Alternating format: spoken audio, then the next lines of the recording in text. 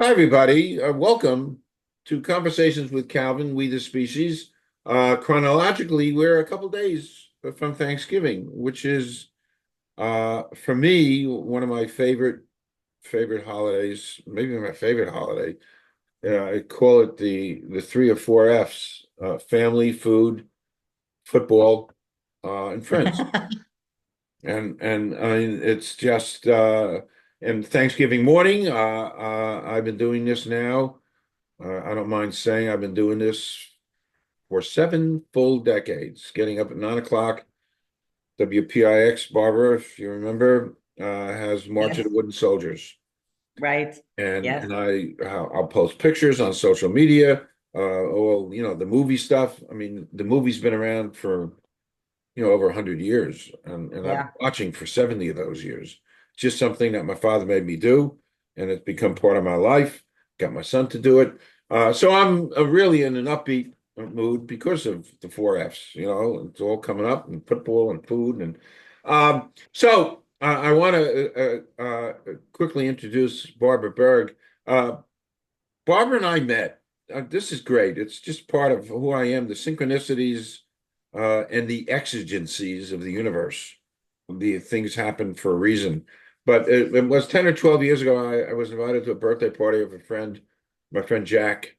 And it was a great venue. It was right near the ocean and it was warm and that's where I met Barbara Berg for the first and last time at that party. And I we talked, and of course Barbara's a real estate person, and there was that Frank Sinatra not impersonator, but he does Frank Sinatra. That guy Mike, he had a big Super Yes. Bowl ring on. So that was a memorable party, because he was involved with I guess the travel agency that took care of the Giants in the Super Bowl, and the big Super Bowl ring, and of course you were there, and Yeah. and anyway, a couple months ago, not even a couple months ago, we were paying a condolence call and to a friend of mine's mother had passed away, and Barbara walked in, and we kind of looked at each other, and she remembered me, and then I kind of remembered her, and here we are. Boom, here we are. So it's like kind of full circle. So, and we're going to be talking about real estate, and I always read the title, uh, Barbara Berg, real estate. So we're going to talk about the real estate, some really interesting, provocative things about real estate that you may or may not ever think about, and we're going to go off into some provocative ways. Senior living communities, it's a brave new world, the good, the bad, the future. And this, of course, is coming to you live from Central Jersey as Barbara is live in Central Jersey. So Yes. Yeah. my Johnny Carson monologue is done. So, and you remember him, which is nice. Uh, Yes. a lot of Gen Zs I interviewed do not have any clue who Johnny Carson is. So, I'm done. Barbara, why don't you do a little bit of a background, a little bio, and then we're gonna kind of jump into real estate stuff. Sure. Take it Well, away. I moved to Jersey in 1972 from Brooklyn originally and moved to Howell, lived in Candlewood. My husband passed away in 1978, Wow. and I have two children to support, very little insurance, and no family here. So I said, okay, now what am I going to do with my life to earn a living? I was a computer programmer before I got married, did a little bit after, but had children right away. So I did a lot of volunteering. I was president of PTA, treasurer of the PTA, oh, different dog census. And then I said, okay, now I have to earn a living. I also had a catering business. Now I have to earn a living. So I said, what am I going to do that's going to afford me the time to also spend with my children and make money? So I went into real estate. Unfortunately, my timing wasn't the best because interest rates went up to 19%. Didn't sell a house the first year, but I Wow. got a wonderful education, which carried me through. It's almost 46 years that I'm in real estate. Carried me through. I managed for about 35 years.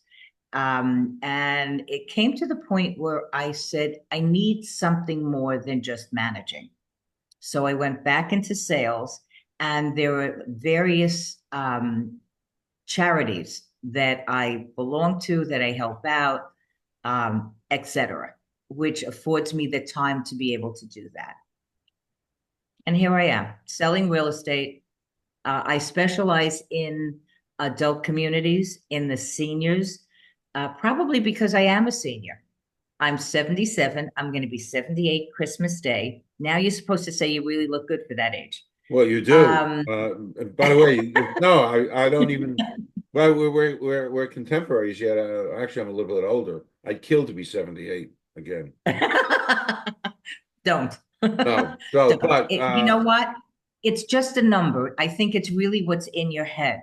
correct. And I like giving back. During COVID, I also, like I said, I was a caterer. I like to cook. So during COVID, I was cooking and bringing meals to people in my development. I Wow, live in an adult community, wow. bringing meals to people that couldn't get out. So it helped them, and it also helped me because I love to cook. Okay, so um, let's talk a little bit about uh, senior citizen housing. I'm going to throw some things up for you, some notes and stuff that I've read about.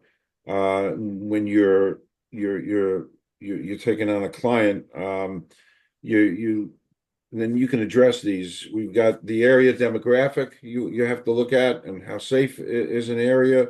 The property taxes, which I think you could substantiate, New Jersey is the highest in the country.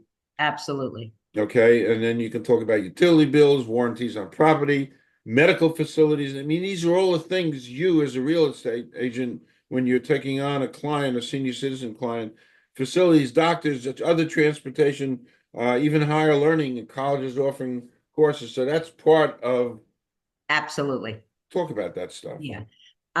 Well, I started again with the senior citizen, the active adult communities. I live in Monroe. There are 17 active adult communities in Monroe. Wow. I work in Monmouth, Middlesex, Mercer, and Burlington. So I work in all those different counties and Northern Ocean. And there are so many different choices. What I try to do is I try to sit down with the client and go over what their needs are. What are they looking for? What do they need? What can they afford? The adult community that I live in, taxes are high, maintenance is high. There are others where they're lower. Also, when you're a senior and you make X amount of dollars, or you don't make X amount of dollars, you can freeze your taxes.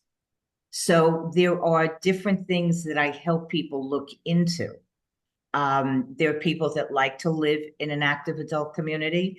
And one of the reasons there are so many of them is because as we age, the biggest problem is isolation. You live in a single family house or even an apartment building or townhouse, and the isolation can be the worst thing for a senior. You live in these adult communities. I don't care what the price is. They have clubhouses, they have activities. There are some that have nurses 24 hours on staff. Some are gated communities, some are not. Some have security that drive around at night to make sure that everything is okay, that there isn't a car that's going around that shouldn't be going around. Yeah. So depending on what the person's needs are, I will show them different developments. Some people like just brand new, and I also give them the option of newly marketed homes that are only a year or two old. So it still comes with the warranties, but they tend to be a little less if there's still new construction going on. So it's very important when you're looking in the adult communities to know what they are all about, what you have to pay up front. Sometimes there's security, sometimes there isn't security. You need to know what activities they have, and what their amenities are. like in the adult community I live in, we have pickleball, we have basketball. Not too many people play basketball. Tennis, indoor pool, outdoor pool, shuffleboard, bocce. There's a little park for the kids. There is a tennis pavilion, and you've got a plethora of different clubs that you can belong to. When I first moved into this development, there was a single man in the singles club because they do have singles clubs, Italian American, Israeli clubs, all sorts of clubs, women's clubs, men's clubs. And he would drive around. His wife had passed away, and we were about 25, 30 people at that time in the singles club.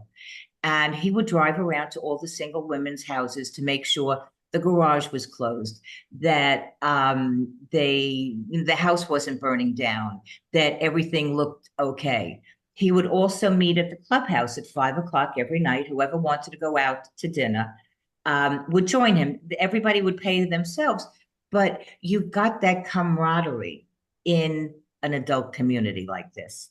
You live in a mixed age community, and you've got little kids around, which I do miss not seeing in the adult community. But you have little kids around, and different needs, and everybody's got different needs. So I preferred moving from my single family house to an adult community for that reason. Okay. By the way, you said something very profound. And I try. I've been, well, you did, and I take notes. So I'm taking notes.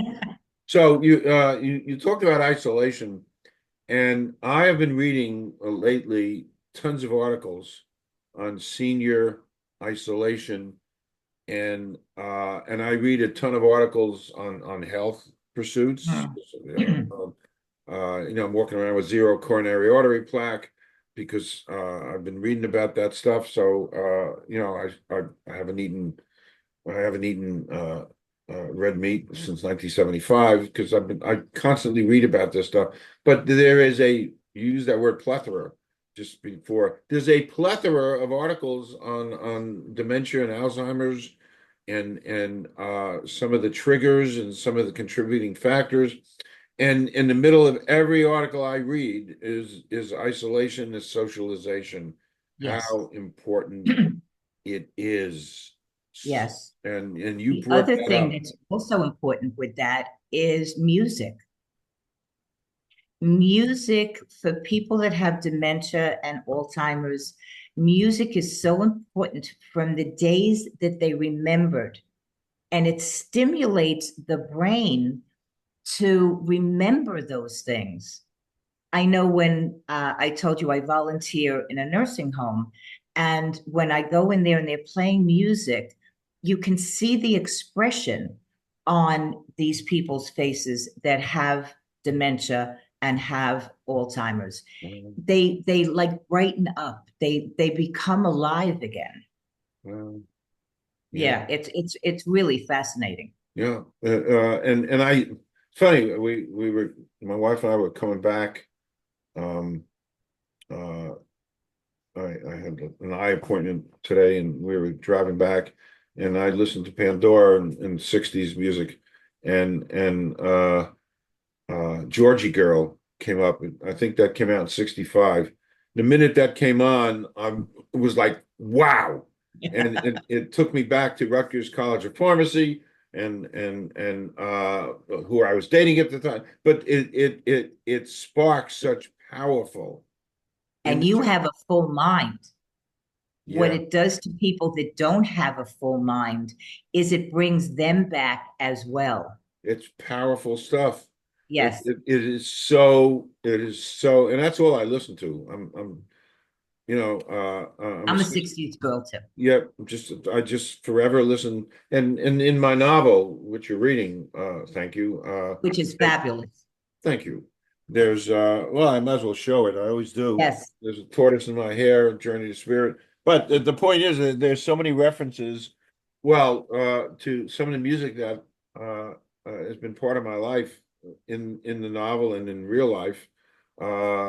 Scarborough Fair from Simon Garfunkel, and Catch the Wind by Donovan. I mean, this stuff I could listen to 60 times a day, and sometimes I do. until she brings out the F word and tells me to stop effing listening. The same song, for 6 hours. It's crazy, Yeah. but it's And powerful. when I listen to my little Echo Dot, I'll say, just repeat. And I'll listen to the same Yeah, song yeah, that brings joy to me. right, right. There's nothing bad. Every song that I like, it's a Yeah. positive, experience.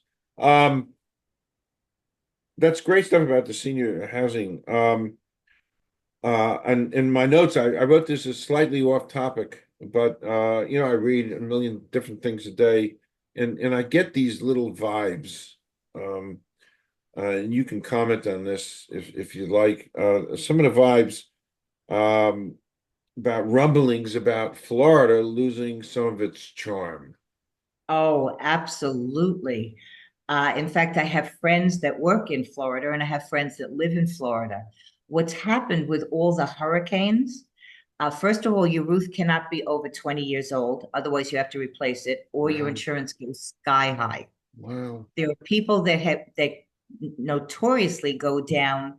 They're called snowbirds for the winter, sure. and because of the storms, their places were canceled. They were underwater. Like Key West, they were just underwater, and they had to cancel their trips. Um, it's the taxes are getting very high, and the maintenance is getting very high. I had a friend that bought a one-bedroom apartment in Miami, and he was a Wall Street guy, made lots of money. It wasn't a matter of money, but well, I guess in the end it was because they assessed him because of the storms, $250,000. He says, "That's it. I'm selling. I'm out of here." He took a Wow. loss, but prices are coming down. Houses are staying on the market long. There is from 2023 to 2024, an increase of 300% in housing in Florida. Availability, Correct. Which is availability. unlike most of the country. Wow. So it is losing its charm. What also happens, and I don't know, if you read anything about this, but you have snowbirds. So they have a place up north, they have a place down south in Florida. And because of the storms, because of them aging, their children are still up here. So it becomes more and more difficult to be able to help your parents without your parents being up here.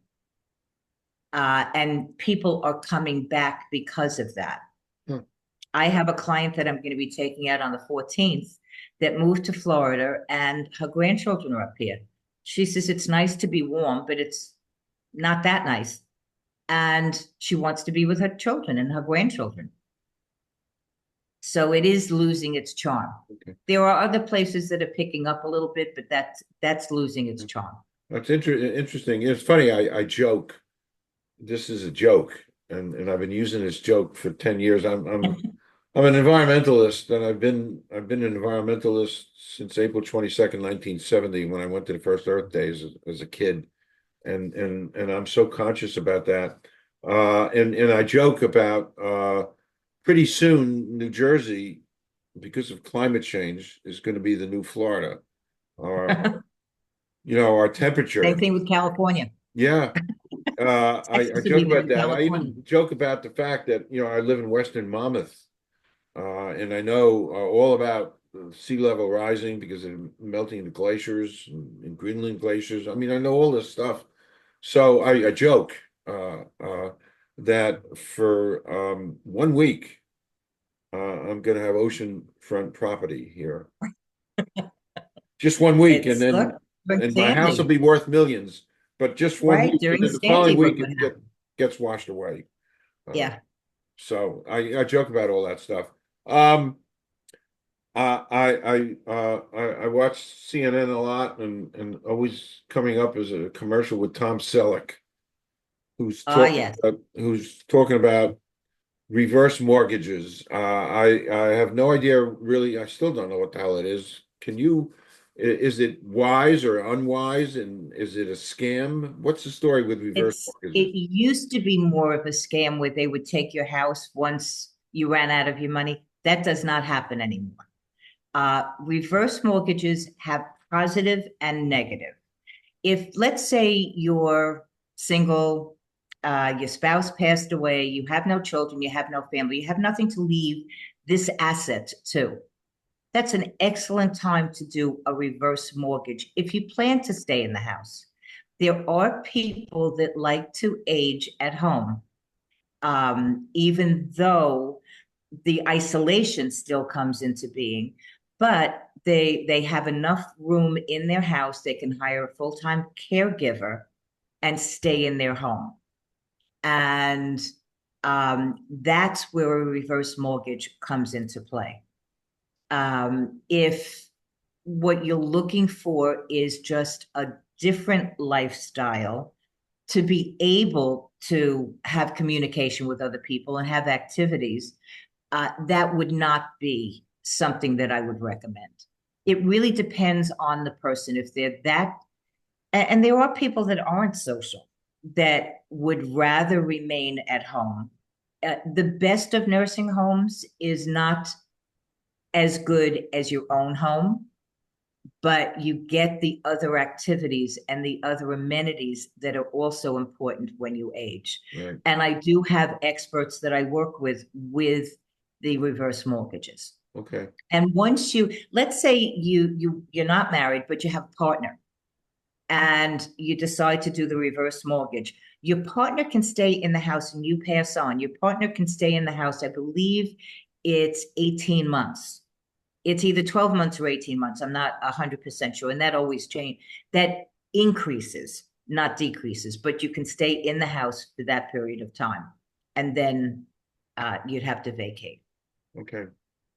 But it's almost like you're not married, you move in together, cohabitate, and you have a will that they can have a life estate in the house when you pass away. That's a lifetime. The reverse mortgage is a limited amount of time. Okay. Okay.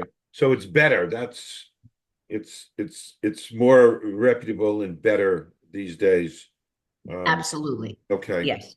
Okay. And you need to speak to somebody that's an expert. Oh, And sure. you need to know, there are people that are flim-flammy in every profession. So it's important to work with somebody that is good Okay. and honest. Okay.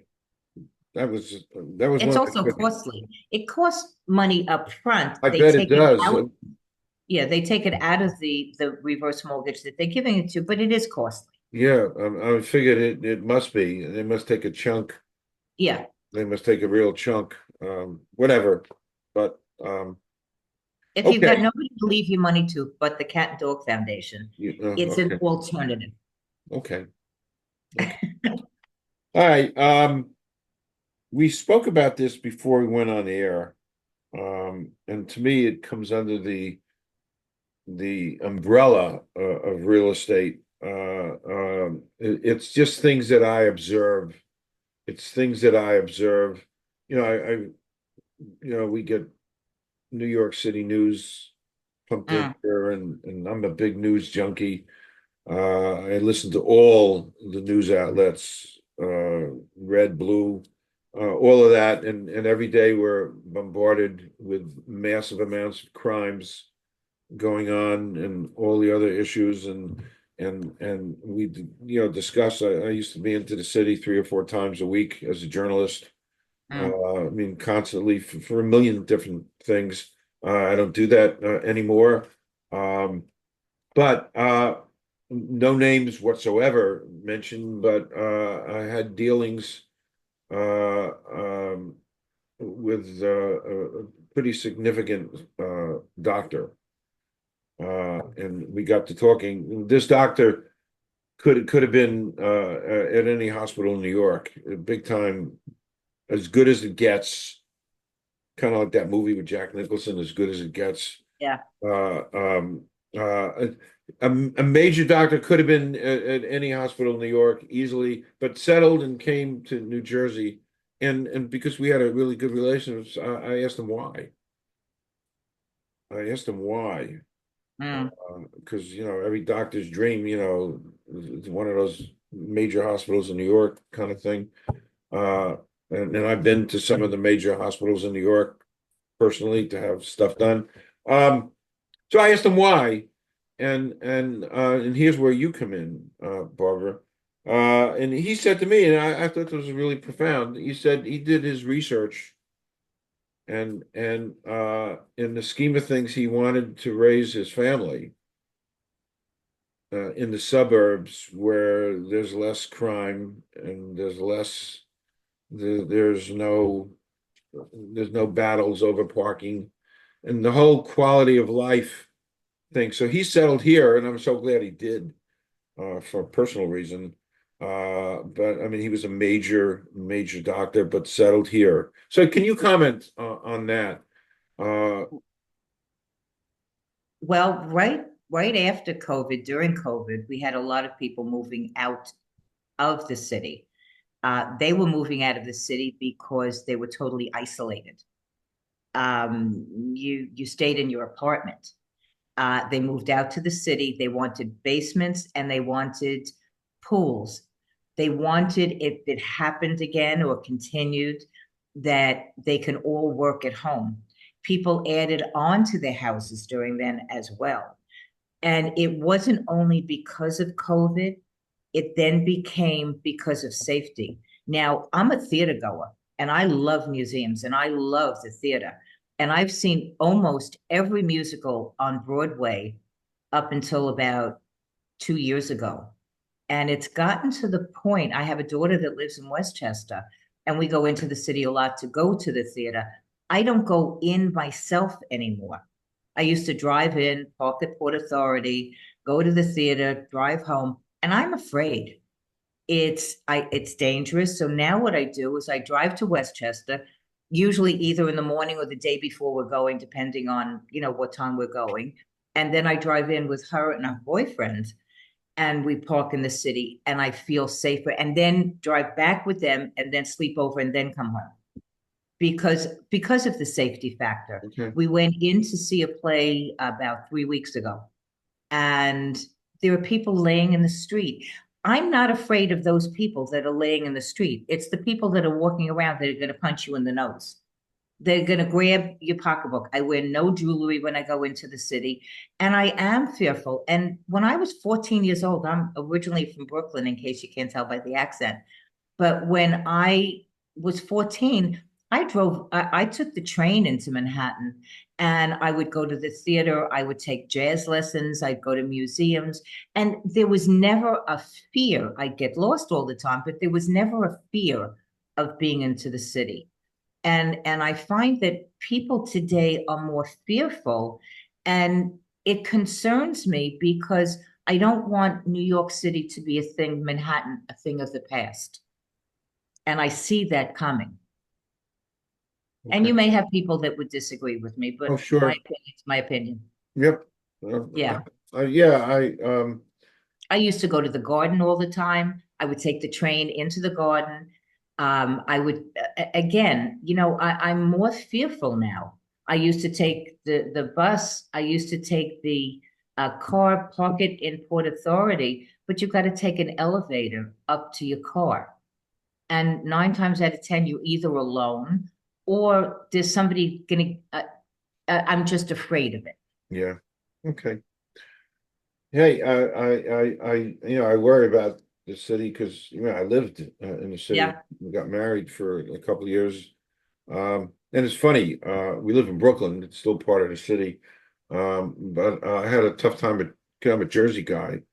And one of my chief complaints is in Jersey, they throw your newspaper on your driveway.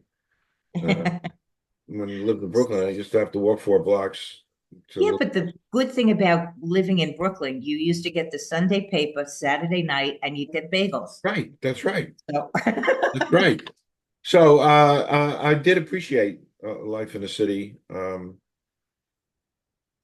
I did appreciate it, but I'm just a Jersey guy, so and it was just hard for me to extricate Yeah. myself, and I needed to go back to Jersey. So we're going to go completely off topic. I'm going to give you a surprise question, which I always like asking, which has nothing to do with what we're talking about, and you don't necessarily have to answer it, but As long as you don't ask me how much I weigh, I'll answer not anything. at all. I don't do that. I don't do this stuff. I borrowed this question from one of my favorite journalists, Barbara Walters. So here's the Ah, question. Excluding family or friends, somebody living or dead you'd like to spend a day with. Could be a couple, different, whatever. You don't even have to answer it. But well, I would probably say Paul Newman as one. I like Um, as a kid, I had a crush on him. He has the most gorgeous blue eyes, and he was always a very private person. I think he would be someone, he was a fabulous actor. I think he would be someone I would like to speak to. As far as politically, I would love to sit down with Ruth Bader Ginsburg. I think she was a brilliant woman. yeah. I personally think she should have retired sooner. But I think she's a brilliant woman and a caring woman. Extraordinary woman. A lot of people don't know this, but a lot of people don't know this. And actually, when they eulogized her in the Capitol Rotunda, this wasn't mentioned. But for 7 years, well, when she went to Harvard Law, and then she had because her husband, she then came to Columbia Law and graduated, but she couldn't get a job. She was a woman. Um, Uh, Primarily. She couldn't get a job here in the city, and eventually the one entity that hired her was Rutgers University. So she got hired by Rutgers University School of Law. So she was a law professor at wow. Rutgers in I Newark. did not Well, know that. 7 years. Yeah. And that was the foundation for her. And that because when you're a lawyer, and when you're a professor, you can take on private cases. So you can be a professor, as she was, at Rutgers Law, and take on private cases. So that's where she took on her first case that went to appeals. I don't know if it was Colorado or Arizona. I forget where it was. I know it from the movie, but and I know it from I've done a lot of extensive reading about her. But anyway, her much of her success was born at Rutgers in Newark. So and I'm a huge fan of hers because but people realize changed the she just changed the whole culture and the whole picture of America by opening Yes. up doors for women. Uh, Yes. Gender equality is, and so that's a great answer. Paul Newman too. I've seen all his movies. I marvel at his acting. I have a collection of his movies up there. And as a matter of fact, the other night I grabbed Nobody's Fool. I think it was his last movie. He Mm. plays this Yeah. curmudgeony he does house repairs and building, and he's working actually for Bruce Willis. I saw it. Yeah. Oh, Yeah. It's love amazing. Melanie Yeah. Griffith. Just great movie. All I love all his movies. So great answers. Okay, back to work. Um, Okay. um, I marvel, and I know uh, you've touched on this. I marvel, and I can't imagine what people did, a generation ago. The proliferation of over 65, or not over 65, maybe it's over 50, all these communities. And you mentioned there was like nine in Monroe or something. 17 17. and I counting. marvel at that, and we really talked about it, and you did, and all the things and it's funny. I'm listening, and of course, I don't live in one of those places. My wife and I, we don't agree on very much. Uh, Well, politically we do, but we still after 47 years still argue we're going to eat, we're going to do Italian, we're going to do Thai, so but we certainly agree that we love living in just a regular community. But I marvel uh, at the proliferation what we have here. There's so many options, and you touched on that. Just to Yeah. reiterate. Yeah, you've got anywhere from you go further south, you could probably get for about two and a quarter to over 1 million. I just sold three active adult community homes over $1 million. Wow. Yes, and they were cash. And Wow. the interesting thing is, there are people that have sold their homes, single family homes, and moved to active adult communities. And their houses are bigger than where they brought up their children. Wow. And one of the reasons is they feel, okay, now I have children, I have grandchildren, the grandchildren are going to come visit me all the time. Well, guess what, folks? They don't, because the kids are so overscheduled. These kids don't have time to play. Do you remember stoop ball? Sure. And I played it. okay, stoop ball and stick ball. I Well, they played don't it. play that anymore. They're in all organized sports, or they're on their iPads, or they're playing games. And there's so many different activities. You've got soccer and little league and lacrosse. My daughter wanted to know why I never had her play lacrosse. They didn't play it when she was younger in the United States. You've got field hockey, you've got football, you've got acting classes, you've got art classes, you name it. These kids are busy from the minute they wake up to the minute they go to sleep. And the last thing they're going to do is go visit their grandparents. Wow. So they wind up, I have people that have um, uh, detached with a loft and a basement, and nobody comes. And then they say, well, maybe we shouldn't have gotten something this big. Wow. And I do, when I work with these clients, I explain the good, the bad, and the different, because I've lived it. I bought a one story. I didn't want to do steps. And the one time when I had my whole family here with all my grandchildren, we had some blow up mattresses and kids slept together in beds. You manage for the 2 or 3 times. Worst comes to worst, I'd stay at a hotel and let them stay in my house. But But they're getting I bigger and found bigger. what you just said. You sold three houses that were over 1 million in an over 65 community. Yeah, 55. Mind-boggling. It Absolutely, is. mind-boggling. Yeah, Wow. yeah. And it's funny, we have friends and I've been a couple of times, not often, because we have friends who've moved to those communities, but it's kind of a different world. But we've been to some of these places and they're magnificent. Yeah. I mean, absolutely magnificent. And there actually is something uh quite magnetically appealing about not having a huge flight of stairs. Uh, Yes. and I say that out of personal experience. I tumbled You down. have a huge flight of stairs? Yeah, we got a yeah, it's huge. Well, the other alternative for somebody like you and your wife don't want to move to an active adult, put on a master bedroom on the first floor. Well, that's not it's that I mean But again, you don't have that socialization. no.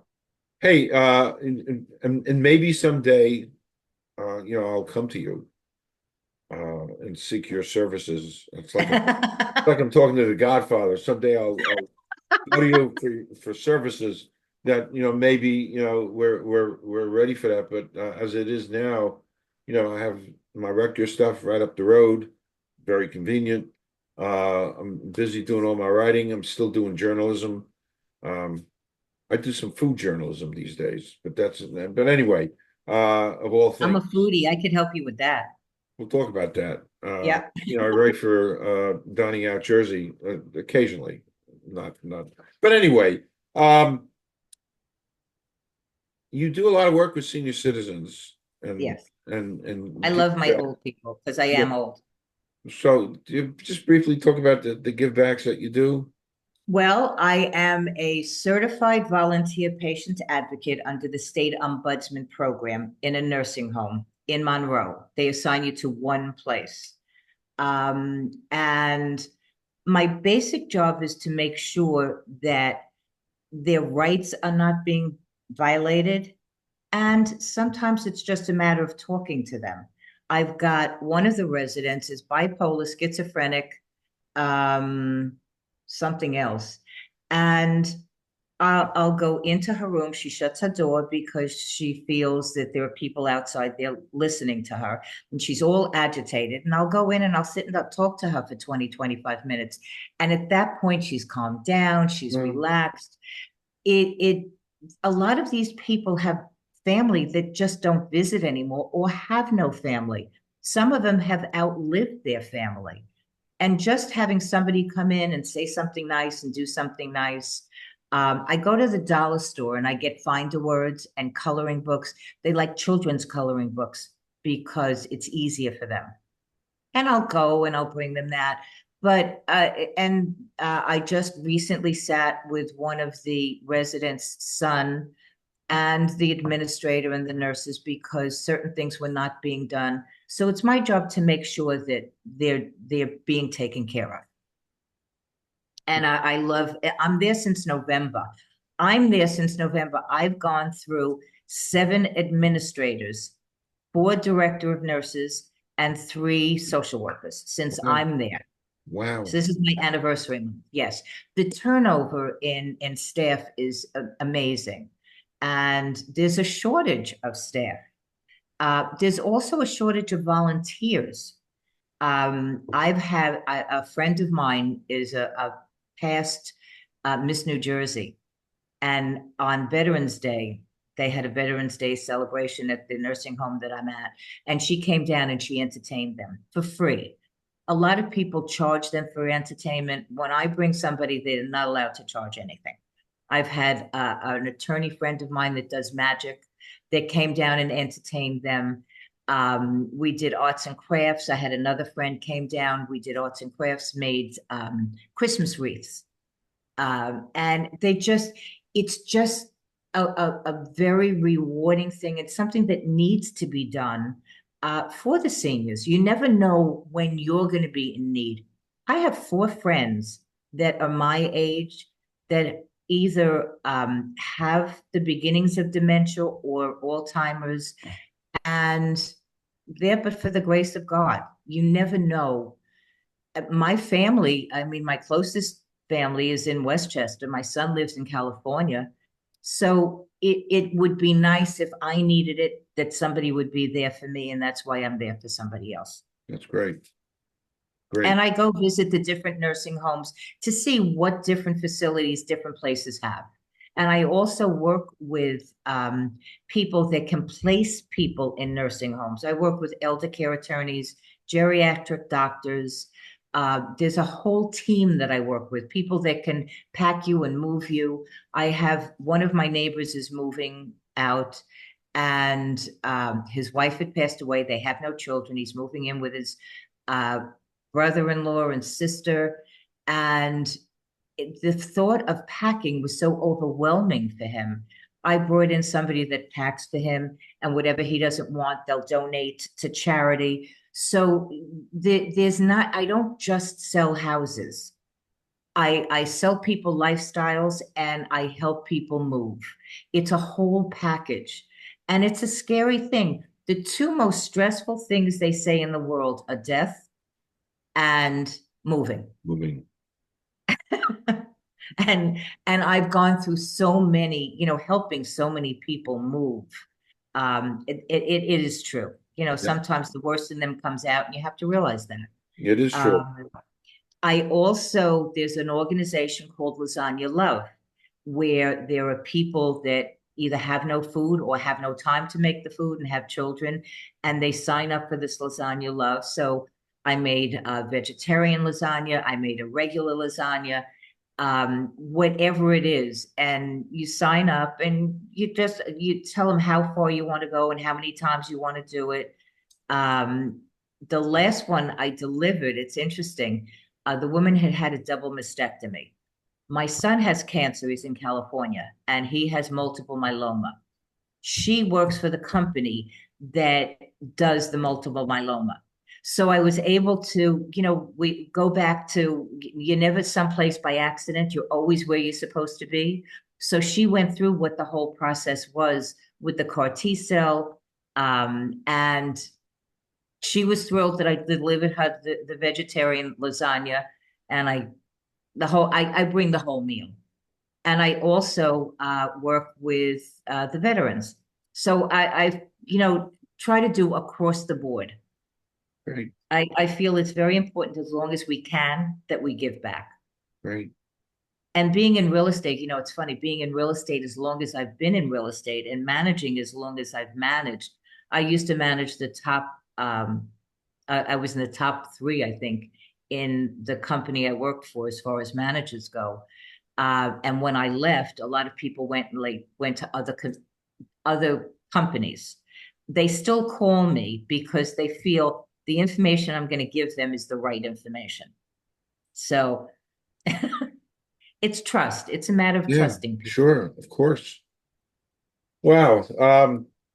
We're pretty much for now. One off-topic question, which again I always like to ask. Uh, um, uh, Favorite movies?